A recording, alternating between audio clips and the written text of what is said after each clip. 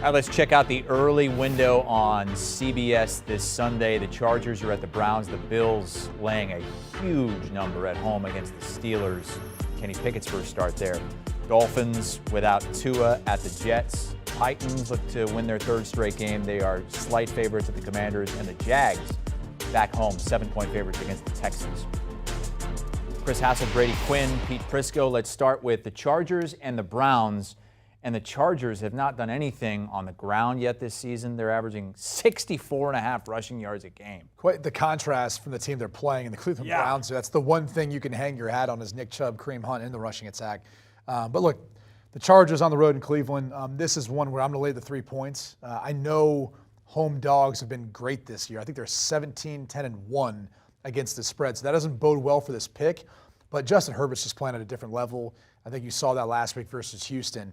And even without Joey Bosa, they can still get after it on the defensive side. So this is one where until I see Cleveland be able to figure things out in the red zone, stay on the field on third down, and be able to finish a game, I just have a hard time buying it. So I'll lay the 3 points with the Chargers. I'm with you. It is back-to-back road games outside the division, which I always think is tough to do. But I think Herbert will get it cranked up here. You know, the left tackle, Sally kid went in there and really played well in place of Slater. I mean, he was one of the better offensive linemen in the league last week. So I think they'll be okay in protection. They'll be able to throw the ball. Cleveland's defense is not very good right now. Myles Garrett is back for this one, though. Even so, they're not very good. Even when he's been on the field, they haven't been very good. So I think the Chargers will find a way with Justin Herbert having a big day throwing the football. It feels like it's more their secondary than it is necessarily Garrett or their rush. I feel still like they can get pressure. It's just they're not covering down very well. No, they're not covering. And I know Greedy Williams, he's looking at coming back as well, so there is some reinforcements coming for the Browns.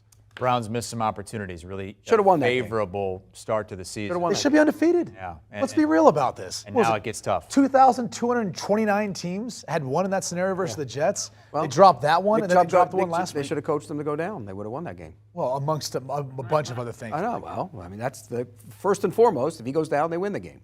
Do you want a sports network that delivers everything that matters about the game? The highlights, the picks, the instant analysis, no yelling, no fake debates, no politics. Hit the subscribe button and never miss a moment.